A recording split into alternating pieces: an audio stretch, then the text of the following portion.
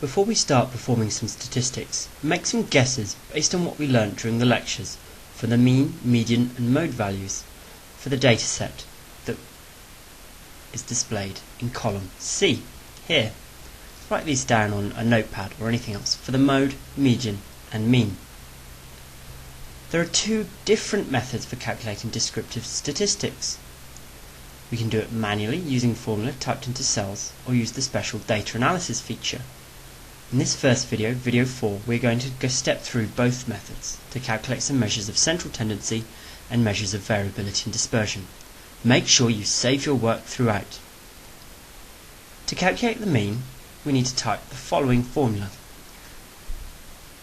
Equals average. And if we double click on this, we can then highlight the cells that we want to average. Make sure we close the brackets, so the whole formula should look like this. Equals average, open brackets, C2 colon C12.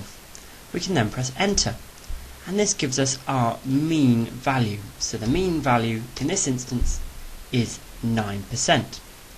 And we can calculate other simple measures of central tendency in exactly the same manner. So for example, if we want to calculate the mode, it is equals mode. And we're going to select this one at the very bottom, mode. And again, highlight all the data or just type manually.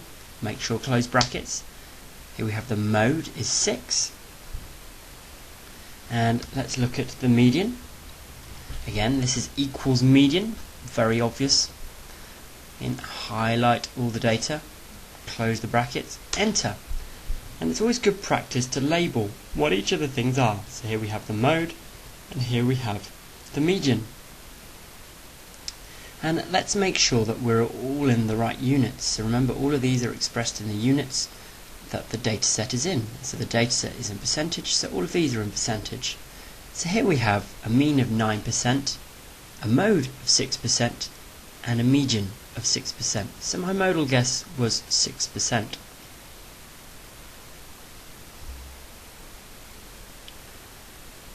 Were your values that you guessed the same as these? If not, jot a few ideas as why you think they weren't. Can you work out why?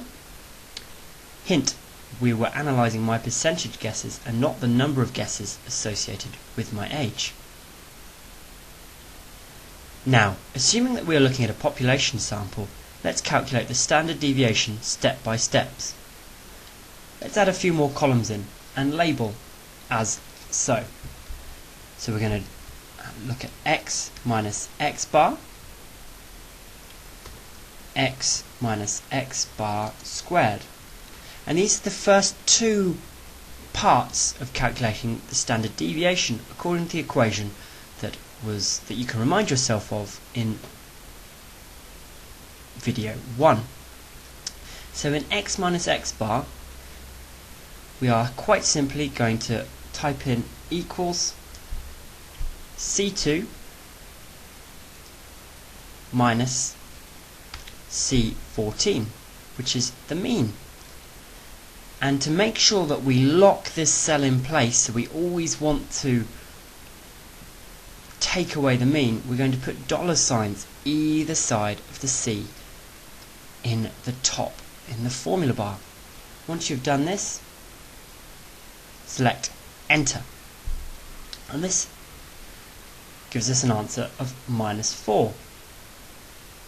In cell E2 rather, we're going to raise this value to the power of 2. So we're going to square it.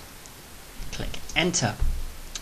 And what we can then do is, as before, we can double click on D, and this copies this formula all the way down.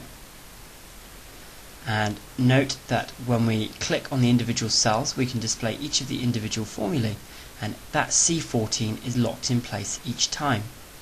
And we can double click again on this small green box, when the black arrow, black crosshair appears, and we copy all of these down. Let's add another couple boxes down here. So we're going to add n, which is our sample size, which we can calculate using the following formula, equals count. Again, we can select C2 to C12, or we can manually write it out. Make sure we close the brackets and enter. And now we're going to calculate our standard deviation. So we're going to put this in here. Standard deviation, and we're going to write our formula in here in a moment. But first, let's make this data set look a little bit more even. Let's format this. Let's reduce it to say 6 decimal places. That looks a lot better. Okay, now we're going to calculate the standard deviation. So recall brackets, order, division, multiplication, addition, subtraction. And first we're going to square root, and then we are going to sum, double clicking on each of the operations as they appear. We're going to highlight x minus x bar squared between E2 and E12. We're going to close the brackets. We're going to divide all of this by the count, which is C18. And remember, we are interested in the sample standard deviation, so we're going to subtract 1 from this. Remember to close all of the brackets that we've opened, so we need to add another 2 brackets and click enter.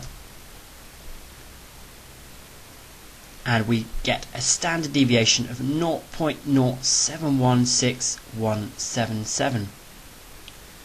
Do you get the same answer? I hope you do.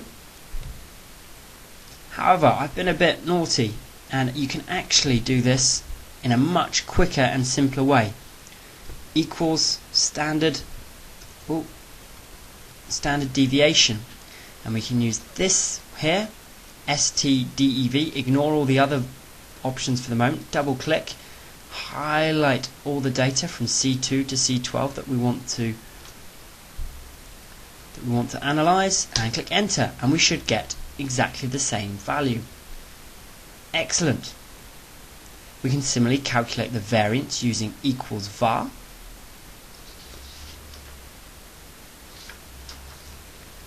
Var equals var.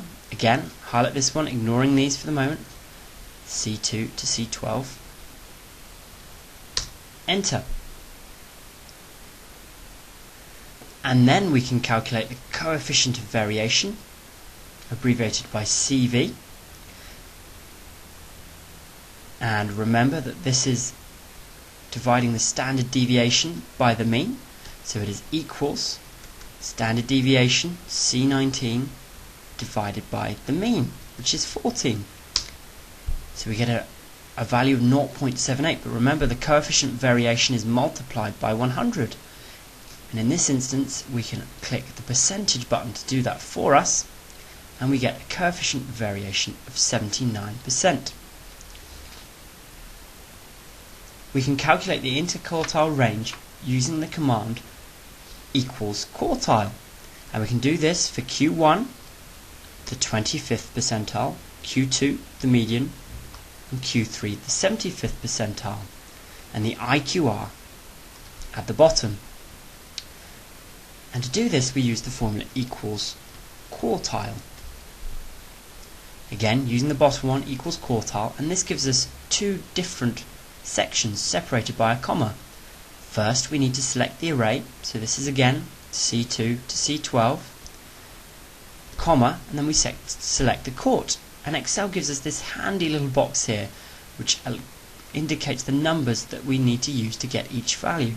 So for example, 0 would get the minimum value, 4 the maximum value, but we want the first quartile first. So we're going to hit 1. Remember to close the brackets and enter. And let's do this again for each quartile. So again, the array C2 to C12, quarter 2 equals quartile C2 to C12, and we're going for quarter 3.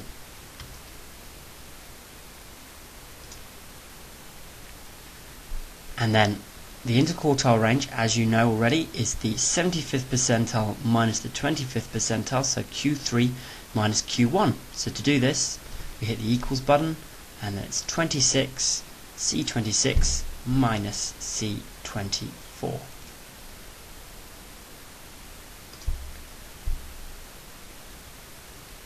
You should remember how to calculate the interquartile range yourself, and you now have the Excel skills to work this out. The bottom half of the table should now look as follows on screen. Note, whether a value is a percentage and or how many decimal places display may vary, but you can adjust these easily to look as you wish to. Finally, let's calculate some z-scores. Recall the following formula. Zi is equal to xi minus x bar, all divided by s. So that's the sample mean. So let's add another column in F, z-score. If we double click on F, we can increase or decrease that size, and we're going to add a new formula in here to characterize what I just said. And this is going to be equals, open bracket, C2, C2 minus C14